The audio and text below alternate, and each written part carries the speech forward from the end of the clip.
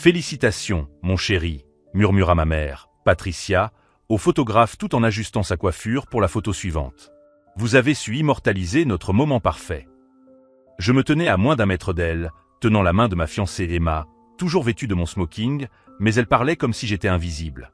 Mon père, Robert, ne m'a même pas regardé lorsque le ministre a demandé aux parents des mariés de s'approcher pour la bénédiction finale. Au lieu de cela, il a tiré Patricia vers le centre de l'autel, posant comme s'ils étaient les véritables protagonistes de la cérémonie. 200 personnes assistaient en silence, gênées, tandis que mes propres parents transformaient mon mariage en leur spectacle personnel.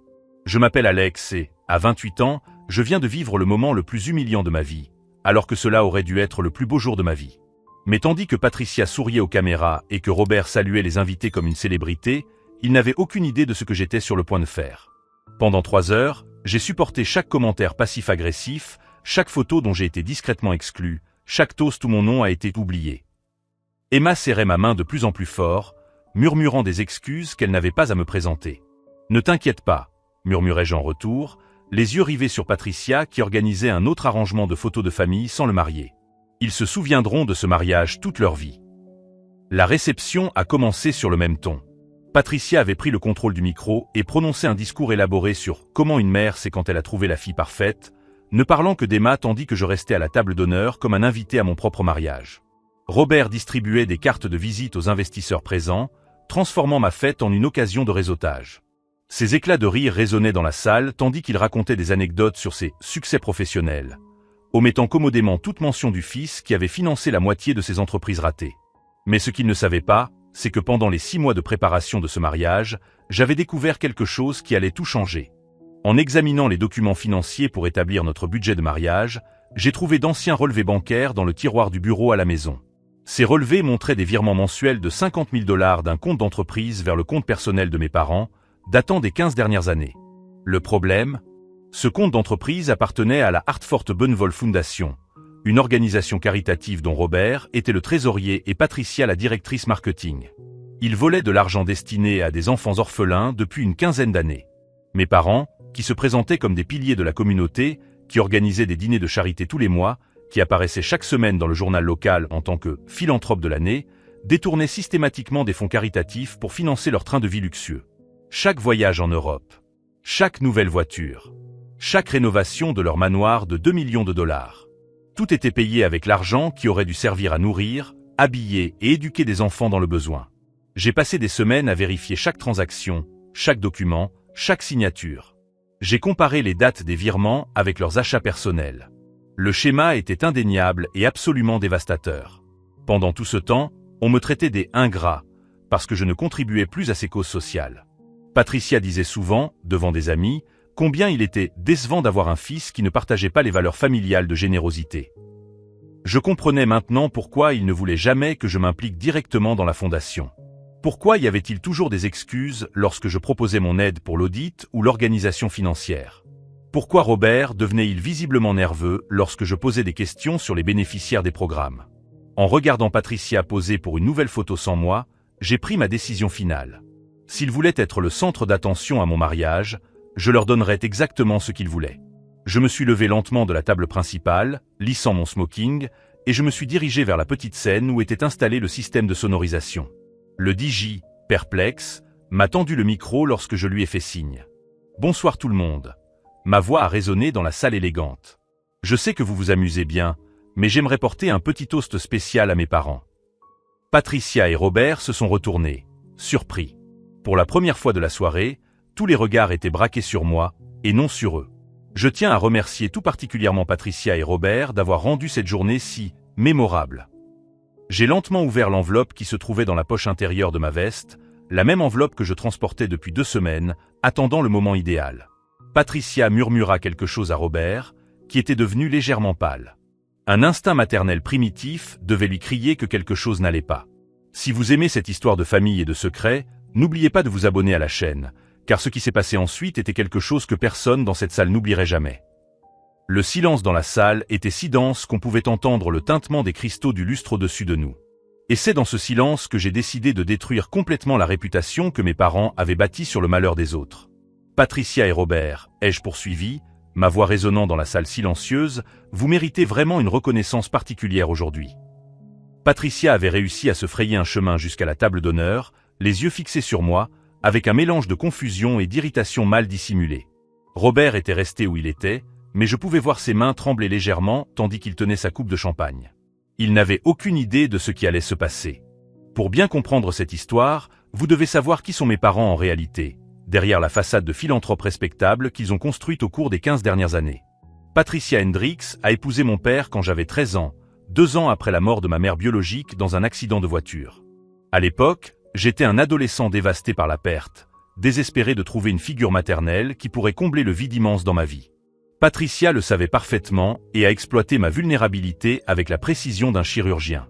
Au cours des premiers mois, elle était chaleureuse, attentionnée, se souvenait toujours de me demander si j'avais fait mes devoirs, m'emmenait acheter de nouveaux vêtements, cuisinait mes plats préférés. Robert semblait sincèrement heureux pour la première fois depuis la mort de ma mère, et je me suis permis de croire que j'avais enfin retrouvé une famille complète. La transformation a commencé dès leur retour de lune de miel. Patricia a arrêté de cuisiner pour moi, prétextant qu'à 14 ans, je devais être plus indépendant.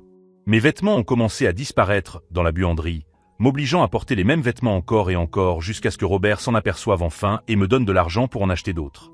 Pire encore, les commentaires incessants sur mon comportement, mon apparence, mes notes. « Alex doit apprendre à être plus responsable », disait-elle à Robert pendant le dîner, comme si je n'étais pas assis juste à côté. « Il devient trop dépendant. Ce n'est pas sain pour un jeune de son âge. » Robert, qui auparavant défendait mes besoins et mes intérêts, a progressivement commencé à être d'accord avec elle. « Patricia a raison, » disait-il. « Il est peut-être temps que tu grandisses un peu, Alex. » Mais c'est quand ils ont commencé à s'impliquer dans des œuvres caritatives que Patricia a vraiment montré sa vraie nature. La Hartford Benvol Foundation a été créée 3 ans après leur mariage, alors que j'étais en 2e année de lycée. Officiellement, l'organisation venait en aide aux enfants orphelins et aux familles vulnérables de la région de Nashville. Patricia est devenue directrice du marketing et des événements, tandis que Robert a pris le poste de trésorier. Du jour au lendemain, notre maison s'est transformée en centre névralgique d'une opération philanthropique apparemment impressionnante. Dîner de bienfaisance mensuel. Événements de collecte de fonds au country club. Photos dans le journal local avec des enfants souriants tenant des chèques symboliques. Patricia portait des robes de gala hors de prix à chaque événement, toujours avec un discours bien rodé sur le fait de redonner à la communauté et d'être la voix de ceux qui n'ont pas de voix. Robert s'est forgé une image publique d'homme d'affaires prospère au grand cœur, intervenant dans des podcasts locaux sur la responsabilité sociale des entreprises et l'importance d'investir dans l'avenir de nos enfants. Pendant cette période, je suis devenu complètement invisible dans ma propre maison. Patricia était toujours trop occupée par son travail important pour se soucier de moi. Robert passait des heures en réunion de la fondation, à réviser des feuilles de calcul et à passer des coups de fil à des donateurs potentiels. Nos repas en famille étaient devenus des séances où il discutait de la stratégie à adopter pour le prochain événement caritatif, tandis que je mangeais en silence. « Alex ne comprend tout simplement pas le sacrifice que nous faisons pour la communauté », disait Patricia lorsque je me plaignais de son manque d'attention. « Certaines personnes naissent avec des instincts altruistes, d'autres doivent les apprendre. Il est clair qu'il est encore en train d'apprendre. » Ce qui me blessait le plus, c'était de voir à quel point il brillait devant les autres. Lors des événements de la fondation, Patricia me présentait comme mon merveilleux beau-fils qui apprend tant sur la compassion avec nous. Robert posait sa main sur mon épaule et souriait fièrement pour les photos, comme si nous étions la famille parfaite. Mais à la maison, j'étais traité comme un inconvénient coûteux. Quand j'ai eu 18 ans et que j'ai commencé à travailler à temps partiel pour économiser pour l'université, Patricia a tenu à me faire remarquer qu'il était temps que je contribue financièrement au ménage. Quand j'ai mentionné que je voulais étudier la gestion pour peut-être aider dans les affaires familiales ou même dans la fondation, Robert a ri et m'a dit que je n'étais pas encore prêt pour ce niveau de responsabilité. Pendant toutes ces années, j'ai sincèrement cru qu'ils étaient des gens bien qui faisaient un travail important. Même si j'étais négligé à la maison, j'étais fier quand je voyais leurs photos dans le journal ou quand mes amis à l'école disaient que c'était cool d'avoir des parents qui aidaient des enfants dans le besoin. Je n'avais aucune idée que je vivais avec 2 criminels. La découverte s'est faite par pur hasard, 6 mois avant mon mariage. Emma et moi étions chez mes parents pour discuter du budget de la cérémonie. Patricia insistait pour louer une salle plus chère, affirmant que la réputation de la famille dépendait de la bonne impression que nous allions faire. Pendant qu'elle feuilletait des catalogues de fleurs dans le salon, je suis allé chercher une calculatrice dans le bureau de Robert. Le tiroir du bureau était fermé à clé, Mais la clé était accrochée au tableau d'affichage à côté. Robert a toujours été négligent en matière de sécurité domestique. Dans le tiroir, j'ai trouvé des piles de relevés bancaires classés dans des dossiers étiquetés par année. La plupart étaient des documents personnels normaux, mais un dossier a attiré mon attention, transfert HBF confidentiel. HBF était l'acronyme de Hartford Benvol Foundation. Au départ, j'ai pensé qu'il s'agissait simplement des registres des salaires que mes parents percevaient de l'organisation. Après tout, ils consacraient beaucoup de temps à leur travail. Il était normal qu'ils soient rémunérés. Mais lorsque j'ai commencé à examiner les chiffres, mon sang s'est glacé.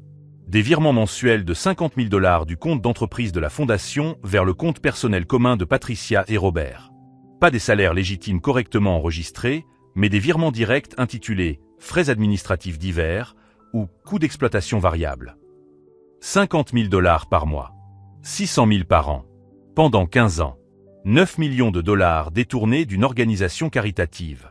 Mes mains tremblaient tandis que je vérifiais les dates. Les virements coïncidaient parfaitement avec leurs achats importants.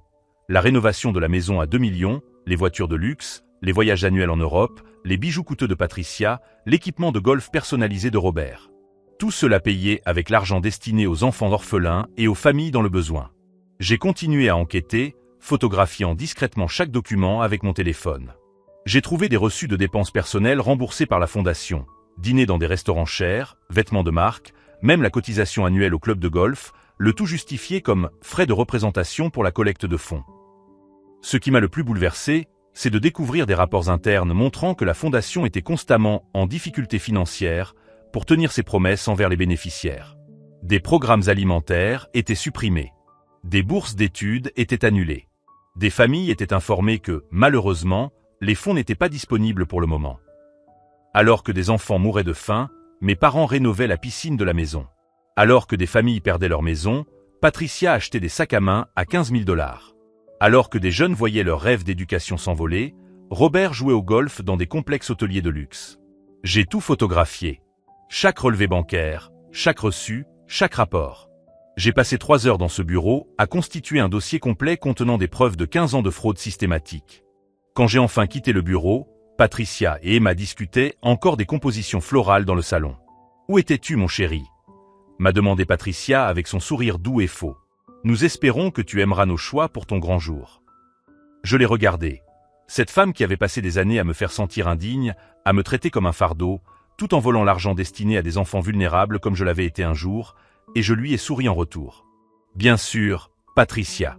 Je suis sûr que vos choix seront mémorables. » Pendant les 6 mois qui suivirent, je continuais à vivre dans cette maison, à participer à leurs conversations sur la Fondation, à les regarder se vanter de leur générosité lors d'événements sociaux, à écouter Patricia donner des conférences sur la responsabilité morale à des groupes de femmes de l'Église. À chaque commentaire condescendant sur mon caractère, à chaque fois qu'ils me traitaient comme si j'étais une nuisance ingrate, je pensais aux enfants qui souffraient de leur cupidité. Et je planifiais exactement comment les dénoncer. Le moment idéal est arrivé lorsque Patricia a annoncé qu'elle voulait faire un discours spécial à mon mariage sur les valeurs familiales et sur la façon dont il m'avait façonné pour devenir un jeune homme responsable. Elle voulait utiliser ma cérémonie comme une nouvelle occasion de se mettre en avant, comme une nouvelle scène pour jouer les philanthropes dévoués. Alors que j'étais là, sur scène, tenant les preuves de leurs crimes, regardant Patricia essayer de s'approcher avec cette expression de fausse inquiétude maternelle, j'ai ressenti un calme absolu. Ils avaient choisi ce moment. Ils avaient créé cette situation. Et maintenant, ils allaient faire face aux conséquences de 15 ans de mensonges. L'enveloppe que je tenais dans ma main contenait non seulement des relevés bancaires, mais aussi des photos de documents, des correspondances avec des donateurs qui n'avaient jamais su que leur argent était volé, et même des enregistrements audio que j'avais discrètement réalisés de leurs conversations privées sur la manière de maximiser l'efficacité des transferts. Alors que 200 personnes attendaient de voir ce qui allait se passer, je savais exactement comment cette soirée allait se terminer. Patricia et Robert pensaient assister au mariage du beau-fils problématique qu'ils avaient toléré pendant des années. En réalité, ils étaient sur le point d'assister à la fin de tout ce qu'ils avaient construit sur des mensonges et la souffrance d'autrui.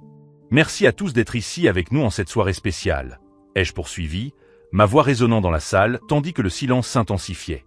Je sais que beaucoup d'entre vous connaissent Patricia et Robert grâce aux journaux, aux photos de charité, aux événements caritatifs auxquels nous avons assisté ensemble. Patricia avait rejoint la table principale, les yeux rivés sur moi, avec une panique croissante qu'elle peinait à dissimuler. Robert restait figé sur sa chaise, mais je pouvais voir des gouttes de sueur perler sur son front malgré la climatisation. Emma m'observait depuis sa place à table, ses yeux bleus reflétant son inquiétude et sa confusion. Elle me serra la main lorsque je passais à côté d'elle, murmurant « Alex, que se passe-t-il » ? « Tout va bien, ma chérie », murmurai-je en retour. « Juste quelques problèmes familiaux à régler. » Ce que les 200 invités ignoraient, c'est que les 6 dernières heures avaient été l'aboutissement de mois d'humiliation calculée que Patricia et Robert avaient orchestré spécialement pour ce jour.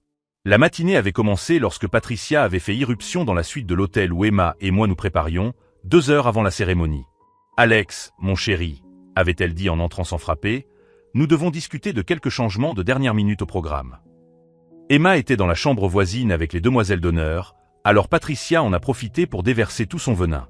J'ai décidé qu'il serait préférable que Robert et moi fassions les discours principaux à la réception, a-t-elle annoncé en arrangeant ses cheveux dans le miroir. Après tout, c'est nous qui payons pour tout ça. C'était un mensonge. Emma et moi avions payé 70% des frais du mariage avec nos économies. Patricia et Robert n'avaient contribué qu'à la location de la salle, et ils avaient passé des mois à se plaindre du prix.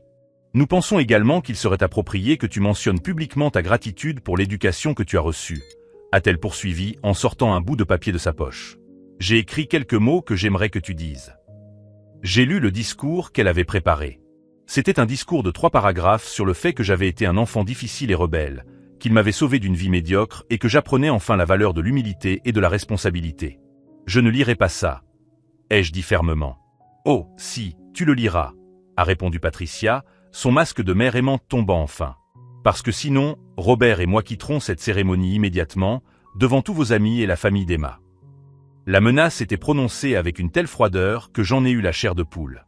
Imaginez à quel point Emma serait gênée si les parents du marié disparaissaient en plein milieu de la cérémonie, a-t-elle poursuivi en se remettant du rouge à lèvres dans le miroir comme si elle discutait de la météo. Les gens se demanderaient ce que tu as fait de si terrible pour mériter ça. C'est à ce moment-là que j'ai pris ma décision finale. Pendant 15 ans, j'avais supporté d'être invisible dans ma propre maison. Pendant 15 ans, je les avais regardés se présenter comme des saints alors qu'ils volaient des enfants dans le besoin. Pendant 15 ans, j'avais accepté d'être traité comme un inconvénient toléré. Mais menacé de saboter le mariage d'Emma, une femme qu'ils connaissaient à peine et qui ne leur avait jamais fait de mal, c'était trop. D'accord, Patricia, ai-je dit calmement.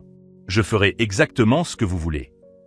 Elle a souri triomphalement, sans se rendre compte qu'elle venait de sceller son propre destin. La cérémonie elle-même fut un spectacle de micro-agressions orchestrées. Pendant la marche vers l'hôtel, Patricia marcha délibérément sur la traîne de la robe d'Emma, la faisant trébucher légèrement. « Oh, pardon ma chérie », dit-elle assez fort pour que les invités l'entendent, « quelle maladroite !» Robert a choisi le moment de l'échange des vœux pour tousser bruyamment et à plusieurs reprises, interrompant mes mots les plus intimes à Emma. Lorsque le ministre a demandé aux parents de s'approcher pour la bénédiction finale, ils se sont placés de manière à ce que je sois partiellement caché derrière eux sur les photos. « Souris, Alex », m'a chuchoté Patricia entre ses dents serrées pendant que nous posions. « C'est notre moment. » Pendant le cocktail, la situation a empiré de façon exponentielle. Patricia avait secrètement engagé un photographe supplémentaire, sans nous consulter, et lui avait demandé de prendre des dizaines de photos d'elle et de Robert avec Emma. Quand j'ai demandé pourquoi je n'étais pas inclus, elle a répondu « Oh, chérie, tu pourras être sur certaines plus tard. Nous voulons d'abord nos photos spéciales avec notre nouvelle fille. » Robert a passé tout le cocktail à distribuer des cartes de visite, se présentant comme le père du marié, trésorier de la Hartford Benevol Foundation. Chaque présentation était accompagnée d'une histoire élaborée sur ses activités philanthropiques, se terminant toujours par une variante de « Nous avons élevé Alex dans le respect du service à la communauté ». Le pire moment est arrivé lorsque mon meilleur ami d'enfance, Marcus, a tenté de porter un toast improvisé en mon honneur. « Alex est l'homme le plus loyal que je connaisse », a commencé Marcus en levant son verre. Je me souviens quand nous étions au lycée, et il...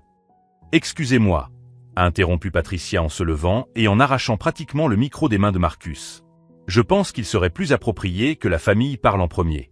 Après tout, nous connaissons Alex depuis plus longtemps. » Elle a ensuite raconté une histoire complètement inventée sur mon adolescence, rebelle et têtue, mais sur la façon dont la patience et une orientation ferme m'avaient transformé en un jeune homme prêt pour le mariage. Emma serra ma main sous la table, les yeux remplis de larmes de colère. « C'est incroyable », murmura-t-elle. « Il transforme notre mariage en spectacle. » C'est alors que Patricia annonça qu'elle souhaitait faire un deuxième discours, sur les valeurs familiales et le rôle des parents dans la formation du caractère. C'est à ce moment-là que j'ai su que l'heure était venue. Pendant qu'elle préparait ses notes pour une nouvelle performance d'autoglorification aux dépens de ma dignité, j'ai discrètement sorti l'enveloppe qui se trouvait dans la poche intérieure de ma veste depuis le début de la journée. La même enveloppe qui contenait 15 ans de preuves documentées de ses crimes.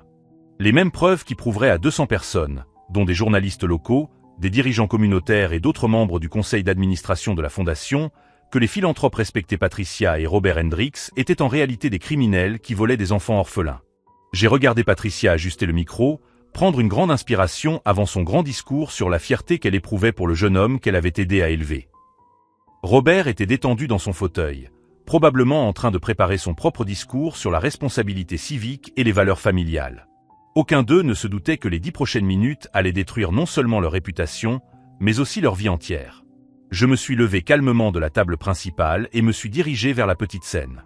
Le DJ, déconcerté par la deuxième interruption de la soirée, a hésité lorsque j'ai tendu la main vers le micro. « Juste une minute », ai-je dit avec un sourire tranquille. « Je vous promets que ce sera rapide. » Emma m'observait avec une expression inquiète, mais ses yeux étaient pleins de confiance.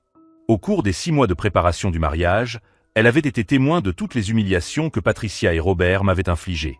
Elle savait qu'il fallait faire quelque chose.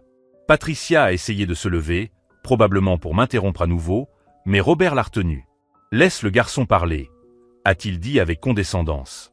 Ce sera intéressant de voir comment il nous remerciera pour tout ce que nous avons fait pour lui. L'arrogance dans sa voix fut la dernière incitation dont j'avais besoin. J'ajustai le micro et regardai les 200 visages impatients. Beaucoup étaient des amis d'Emma et moi, mais une grande partie étaient des relations sociales et professionnelles de Patricia et Robert. Des personnes importantes dans la communauté de Nashville. Des personnes qui devaient connaître la vérité. Comme Patricia l'a mentionné, j'aimerais parler des valeurs familiales. Ai-je commencé, ma voix empreinte d'un calme qui m'a moi-même surpris. Plus précisément, je voudrais parler d'honnêteté, d'intégrité et de ce que signifie réellement servir les plus démunis. Patricia a froncé les sourcils. Quelque chose dans mon ton ne correspondait pas au script qu'elle avait préparé. Pendant 15 ans, j'ai eu l'occasion unique d'observer de près le travail de la Hartford Benvol Foundation. Ai-je poursuivi en ouvrant lentement l'enveloppe. Le premier document que j'ai retiré était un relevé bancaire sur lequel des virements étaient surlignés en jaune fluo. Et j'ai beaucoup appris sur la façon dont certaines personnes définissent la charité. C'est à ce moment-là que Robert a compris ce que j'avais entre les mains.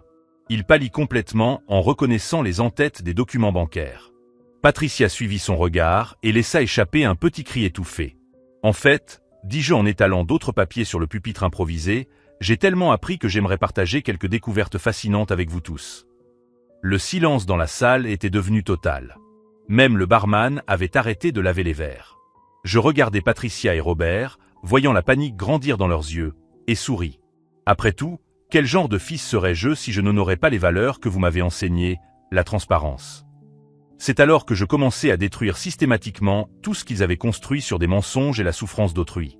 Parce que certains secrets sont trop grands pour rester dans une famille. Et certaines personnes doivent faire face aux conséquences de leur choix, peu importe où elles se trouvent lorsque la vérité finit par éclater.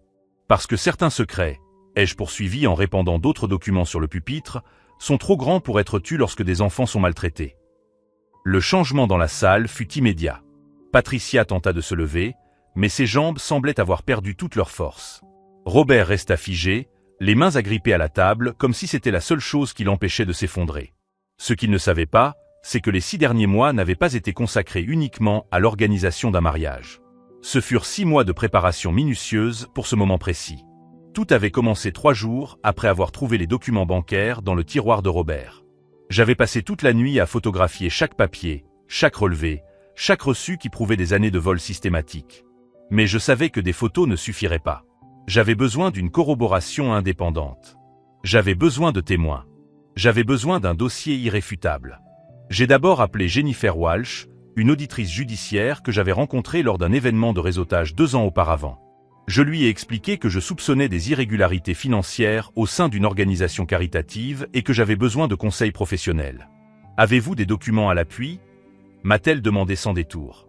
15 ans de relevés bancaires, des reçus de dépenses personnelles remboursés par la Fondation, des courriers internes faisant état de difficultés financières pour honorer les promesses faites aux bénéficiaires. Ai-je répondu en lisant la liste que j'avais préparée. Il y eut un long silence. « Alex, Si la moitié de cela est vrai, nous parlons d'une fraude caritative à grande échelle. C'est un crime fédéral. Au cours des semaines suivantes, Jennifer m'a aidé à organiser les preuves de manière à ce qu'elles puissent résister à tout examen juridique. Chaque document a été vérifié, authentifié et catalogué. Nous avons découvert des pratiques encore plus dévastatrices que ce que j'avais initialement réalisé. Il ne s'agissait pas seulement de 50 000 $ par mois. Lors des mois où les collectes de fonds étaient importantes, les virements atteignaient 150 000 $. L'argent qui aurait dû servir à acheter des uniformes scolaires pour des enfants défavorisés finançait les bijoux de Patricia. Les fonds destinés aux programmes alimentaires payaient les voyages de golf de Robert à Augusta. Mais le plus révoltant a été de découvrir qu'ils annulaient délibérément des programmes lorsque les dons augmentaient, transférant l'argent supplémentaire directement sur leur compte personnel. Nous avons des documents montrant qu'ils ont annulé un programme de bourse d'études pour 120 jeunes le mois même où ils ont acheté une maison de vacances de 800 000 $, m'a informé Jennifer lors d'une de nos réunions secrètes. Ils ont littéralement volé l'avenir scolaire de ces enfants pour financer une propriété de luxe. Le deuxième obstacle a été de décider quand et comment exposer tout cela. Ma première idée était de m'adresser directement aux autorités.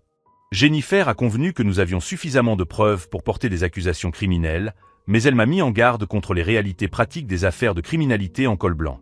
Des procédures comme celle-ci peuvent prendre des années, m'a-t-elle expliqué. Ils engageront les meilleurs avocats, contesteront chaque document, feront traîner la procédure indéfiniment. Pendant ce temps, ils continueront à diriger la fondation et risquent de détruire des preuves. C'est alors que j'ai eu ma deuxième grande idée, impliquer les médias locaux. Carole Martinez était une journaliste d'investigation de WKRN News qui avait remporté plusieurs prix pour avoir dénoncé la corruption dans des organisations à but non lucratif. J'ai pris rendez-vous avec elle, me présentant simplement comme une source disposant d'informations sur la mauvaise gestion d'une organisation caritative locale. Lorsque je lui ai montré un échantillon des preuves, ses yeux se sont écarquillés. « Mon Dieu, Alex !» a-t-elle murmuré en examinant les relevés bancaires. « Vous avez une idée de ce que cela représente ? Patricia et Robert Hendricks sont pratiquement des institutions à Nashville. Ils sont présents à tous les événements sociaux, tous les comités caritatifs. Si c'est vrai. C'est vrai. » L'ai-je interrompu. Et j'ai beaucoup plus de preuves. Carole a accepté d'enquêter de manière indépendante, mais m'a prévenu qu'elle aurait besoin de temps pour vérifier tout cela auprès de ses propres sources. Je ne peux pas simplement publier vos documents, aussi convaincants soient-ils. J'ai besoin d'une confirmation indépendante, peut-être d'anciens employés de la Fondation prêts à parler, de documents publics qui corroborent votre histoire. Pendant que Carole menait son enquête, Patricia et Robert sont devenus encore plus arrogants et négligents. L'approche du mariage les avait rendus euphoriques, tant ils étaient au centre de l'attention. Patricia a dépensé plus de 15 000 $ pour une robe de mariée, payée, ai-je découvert par la suite, avec des fonds de la fondation enregistrés comme frais de représentation pour un événement de collecte de fonds. Robert a engagé un photographe professionnel supplémentaire sans nous consulter, spécifiquement pour documenter le rôle de la famille dans la célébration. Lorsque j'ai demandé combien cela coûtait, il a ri et m'a répondu « Alex, tu ne comprends clairement pas la valeur d'un réseau relationnel adéquat. Cet investissement dans notre image familiale portera ses fruits pendant des années. » L'ironie était suffocante. Ils utilisaient l'argent volé à des enfants orphelins pour se mettre en valeur lors de mon propre mariage. C'est au cours d'une de ces conversations condescendantes sur l'investissement dans l'image que j'ai pris ma troisième décision cruciale. S'ils voulaient utiliser mon mariage comme une tribune pour leur autopromotion, je leur donnerais exactement cela. Une tribune. Devant 200 personnes. Y compris Carole Martinez, qui a accepté d'être présente en tant qu'invitée après que je lui ai expliqué mon plan. Y compris 3 membres du conseil d'administration de la Fondation que j'avais discrètement contactés pour leur faire part de mes préoccupations concernant la transparence financière. Y compris 2 enquêteurs du Tennessee Bureau of Investigation que Jennifer avait discrètement alerté d'une possible activité criminelle. Le timing serait parfait. Patricia et Robert seraient au sommet de leur arrogance, complètement pris au dépourvu, dans un environnement où ils ne pourraient ni s'échapper ni contrôler le récit. Mais l'aspect le plus satisfaisant de mon plan était son élégante simplicité. Je n'avais qu'à dire la vérité. Si vous suivez cette quête pour découvrir des secrets de famille, n'oubliez pas de vous abonner à la chaîne, car ce qui s'est passé lorsque j'ai commencé à révéler les détails spécifiques de leurs crimes a dépassé tout ce que j'avais imaginé. Au cours des dernières semaines avant le mariage, j'ai observé Patricia et Robert se préparer pour ce qu'ils croyaient être leur grande performance. Patricia a répété son discours sur les valeurs familiales devant le miroir du salon. Robert a répété sa présentation sur le rôle de la philanthropie dans la formation du caractère des jeunes. Ils ne se doutaient pas que j'avais retourné leurs propres armes contre eux. Chaque invité qu'ils avaient insisté pour inviter, des dirigeants communautaires, d'autres directeurs d'organisations caritatives, des journalistes locaux, allait devenir témoin de leur humiliation. Le système de sonorisation que Robert avait fait installer pour amplifier leur discours allait diffuser ma voix révélant leurs crimes dans toute la salle. Les caméras que Patricia avait engagées pour documenter leur générosité familiale captureraient le moment exact où leur réputation s'effondrerait publiquement. Le matin du mariage, alors que Patricia menaçait de saboter la cérémonie si je ne lisais pas le discours humiliant qu'elle avait préparé, j'ai ressenti un calme absolu. « D'accord, Patricia », ai-je répondu calmement. « Je vais vous dire exactement ce que vous méritez d'entendre. » Elle sourit triomphalement, complètement inconsciente qu'elle venait de signer son arrêt de mort publique. Maintenant, debout sur scène, les preuves entre les mains, observant la panique se propager sur leur visage tandis que 200 personnes attendaient mes prochains mots, je sentais que le moment pour lequel je m'étais préparé pendant des mois était enfin arrivé. Le point de non-retour. Permettez-moi de commencer par quelques chiffres intéressants, annonçai-je en brandissant le premier relevé bancaire. Au cours des 15 dernières années, Patricia et Robert ont illégalement transféré plus de 9 millions de dollars de la Hartford Benevol Foundation vers leur compte personnel. Le silence dans la salle devint encore plus profond, si cela était possible. Patricia a finalement réussi à se lever, les jambes tremblant visiblement. « Alex, arrêtez ça immédiatement !» a-t-elle crié, sa voix empreinte d'un désespoir que je n'avais jamais entendu auparavant. Mais il était trop tard pour s'arrêter. J'avais franchi la ligne, et nous allions tous devoir faire face aux conséquences de ce qui allait suivre. 9 millions de dollars, répétai-je, laissant les mots résonner dans la salle dans un silence absolu. De l'argent destiné à nourrir des enfants orphelins, à acheter des uniformes scolaires, à financer des bourses d'études. Au lieu de cela, il a payé cette maison de 2 millions, les voitures de luxe, les voyages en Europe. Patricia était maintenant complètement debout, les jambes tremblant visiblement. « Alex, tu ne comprends pas, nous avons toujours... » commença-t-elle, mais sa voix se brisa. « Je ne comprends pas quoi ?» l'interrompis-je en brandissant un autre document. « Je ne comprends pas comment vous avez pu annuler 120 bourses d'études le mois même où vous avez acheté la maison de vacances. Je ne comprends pas comment vous avez pu supprimer le programme alimentaire pour les enfants afin de financer la rénovation de la piscine. » Robert parvint enfin à bouger. Il se leva en titubant, pointant un doigt tremblant dans ma direction. « Vous avez envahi ma vie privée. Ces documents ont été obtenus illégalement. » La foule murmura, inquiète. Plusieurs personnes filmaient avec leur téléphone, d'autres chuchotaient entre elles, l'air choqué. « Intimité ?» ai-je répondu en riant, ma voix empreinte d'une froideur que je ne me connaissais pas. « Robert, vous avez laissé le tiroir ouvert dans votre propre maison.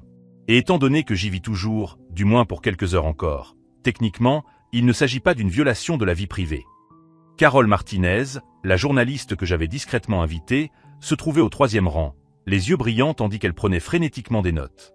Les 3 membres du conseil d'administration de la fondation que j'avais prévenus étaient visiblement troublés, échangeant des regards significatifs. « Mais laissez-moi vous montrer mon document préféré, » ai-je poursuivi en sortant un dossier rouge de l'enveloppe. « Il s'agit d'une correspondance interne entre vous deux, dans laquelle vous discutez de la manière de maximiser l'efficacité des transferts pendant les mois où les recettes sont les plus importantes. » J'ai ouvert le dossier et j'ai commencé à lire à haute voix. Patricia a écrit à Robert. « Nous devons être plus agressifs avec les retraits ce trimestre. Les dons sont supérieurs aux prévisions, et si nous ne transférons pas l'argent maintenant, quelqu'un pourrait commencer à se demander pourquoi nous n'élargissons pas les programmes. » Le silence dans la salle s'était transformé en murmures indignés. J'ai entendu quelqu'un murmurer « Mon Dieu !» et une autre personne dire « C'est criminel !» Emma était maintenant à mes côtés, sa main cherchant la mienne. Ses yeux étaient remplis de larmes, mais pas de tristesse, plutôt d'une fierté farouche. La réponse de Robert, ai-je continué à lire, était encore plus éclairante. « Je suis d'accord. Annulons le programme d'uniforme scolaire et utilisons l'argument de la réaffectation des ressources à des besoins plus urgents. Personne ne remet en question nos décisions quand nous disons que c'est pour le bien des enfants. » Patricia poussa un gémissement audible et s'agrippa à la table pour ne pas tomber. « Vous ne pouvez pas. Cela a été sorti de son contexte. » Contexte. Ma voix monta d'un octave. « Patricia, quel contexte justifie de voler l'argent d'enfants orphelins pour acheter des sacs à main à 15 000 $? C'est alors que Robert perdit complètement son sang-froid. « Tu es un fils ingrat !» a-t-il crié, sa voix résonnant dans toute la salle. « Nous t'avons donné un foyer, une éducation, des opportunités. Et c'est comme ça que tu nous remercies ?» Le silence qui a suivi était assourdissant. Lentement, très lentement, je me suis avancé jusqu'au bord de la Seine, le regard fixé sur lui. « Robert », ai-je dit, ma voix désormais calme comme la surface d'un lac avant la tempête. « Vous m'avez donné un foyer. C'est vrai. Mais vous avez volé leur foyer à des centaines d'autres familles. Vous m'avez donné une éducation. Mais vous avez refusé l'éducation à des centaines de jeunes qui dépendaient des bourses de la Fondation. » Je fis une pause, laissant les mots faire leur effet. Et quant aux opportunités, eh bien, vous venez de me donner la plus grande opportunité de ma vie. L'opportunité de faire ce qui est juste. C'est alors que je sortis mon téléphone de ma poche. Parce que je ne suis pas venu ici uniquement pour vous humilier publiquement, ai-je annoncé en brandissant l'appareil. Pendant notre discours familial ici, j'ai diffusé en direct sur la chaîne YouTube de WKRN News. Carole Martinez et son équipe sont ici pour tout filmer. Patricia a littéralement vacillé. Non, ce n'est pas possible.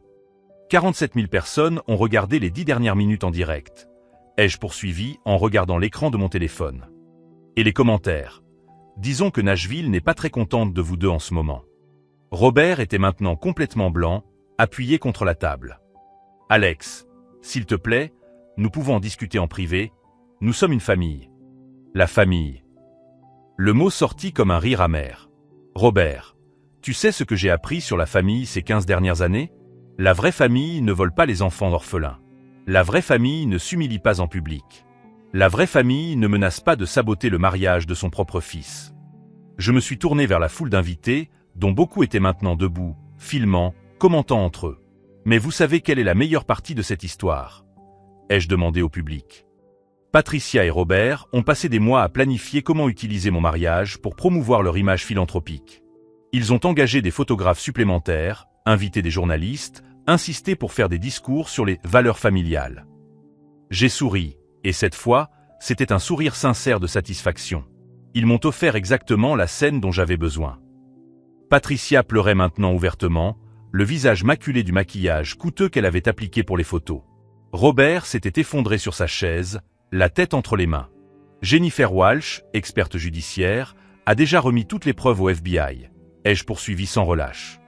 Les agents Marcus Webb et Lisa Rodriguez sont d'ailleurs ici même, dans cette salle, attendant le moment opportun pour s'entretenir en privé avec vous. Les deux parents ont cherché frénétiquement du regard dans la salle, essayant d'identifier les agents fédéraux parmi les invités. Et Carole Martinez publiera demain matin son enquête complète, avec toutes les preuves que j'ai rassemblées, ainsi que des informations supplémentaires fournies par d'anciens employés de la Fondation qui se sont enfin sentis en sécurité pour parler. Le bruit dans la salle s'était transformé en un murmure indigné. J'ai entendu des bribes. Je n'arrive pas à y croire. Pauvres enfants. J'ai toujours trouvé qu'il y avait quelque chose de bizarre chez eux. Emma est montée sur scène avec moi et a pris le micro. Mon mari, a-t-elle dit d'une voix claire et forte, vient de montrer à tous ce que signifie avoir une véritable intégrité morale. Patricia et Robert, vous avez passé des années à essayer de lui faire croire qu'il n'était pas digne de cette famille. Elle les regarda droit dans les yeux. La vérité, c'est que vous n'avez jamais été digne de lui. C'est alors que les portes arrière de la salle s'ouvrirent et que deux hommes en costume entrèrent, montrant discrètement leur badge au gardien. Les agents Webb et Rodriguez avaient décidé que le moment était venu. Robert les vit les premiers et son expression désespérée se transforma en pure terreur. « Patricia, murmura-t-il d'un ton pressant, nous devons partir d'ici. Maintenant. » Mais il était trop tard pour s'enfuir. Il était trop tard pour négocier. Il était trop tard pour quoi que ce soit, sauf pour affronter les conséquences de 15 années de crimes contre les personnes les plus vulnérables de la société. Alors que les agents s'avançaient calmement vers la table principale, j'observais mes parents, les personnes qui m'avaient élevé, qui m'avaient donné un foyer, mais qui avaient également volé des millions d'enfants dans le besoin, enfin confrontés à la réalité que j'avais méticuleusement construite autour d'eux. Et la seule question qui restait était, survivraient-ils à l'effondrement complet du monde qu'ils avaient construit sur des mensonges et la souffrance d'autrui? Car leur véritable punition ne faisait que commencer. Les agents Webb et Rodriguez se sont calmement approchés de Patricia et Robert, qui sont restés paralysés tandis que toute la réception observait en silence. Patricia et Robert Hendricks, dit l'agent Webb en montrant son badge, vous êtes en état d'arrestation pour fraude caritative, blanchiment d'argent et détournement de fonds. Vous avez le droit de garder le silence. Patricia s'effondra en sanglots et fut gentiment escortée hors de la salle. Robert tenta de garder une certaine dignité, mais ses mains tremblaient visiblement lorsque les menottes lui furent passées. Alors qu'ils étaient emmenés, Carole Martinez s'approcha de la scène. « Alex, puis-je vous poser quelques questions pour mon article de demain ?» Bien sûr, répondis-je en descendant de la scène pour embrasser Emma. Mais aujourd'hui, c'est un jour de fête. Justice a été rendue. 3 ans plus tard, Patricia et Robert purgent des peines de 15 ans pour des crimes fédéraux. La fondation a été restructurée et fonctionne désormais en toute transparence, aidant plus d'enfants que jamais. Emma et moi avons construit une nouvelle vie loin de ces manipulations. J'ai découvert que pardonner ne signifiait pas oublier, mais choisir de ne pas laisser le passé contrôler mon avenir. La véritable vengeance n'était pas de les détruire publiquement, mais de m'assurer qu'ils ne pourraient plus jamais nuire à des personnes vulnérables. Justice a été faite, comme on dit. Si cette histoire de courage et de justice vous a touché, abonnez-vous à la chaîne pour découvrir d'autres récits sur la façon dont la vérité finit toujours par éclater, même lorsque cela semble impossible. Parfois, les personnes qui nous font le plus de mal nous donnent exactement les outils nécessaires à notre propre libération. Patricia et Robert voulaient utiliser mon mariage comme scène pour leur spectacle. Au final, c'est exactement ce qu'ils ont fait, mais pas comme ils l'avaient prévu. La dernière fois que je les ai vus, c'était à travers les vitres d'une voiture de police, enfin confrontés aux conséquences de 15 ans de crime. Et moi, je coupais mon gâteau de mariage, entouré de personnes qui m'aimaient vraiment. La vengeance servie avec justice a le goût le plus doux qui soit.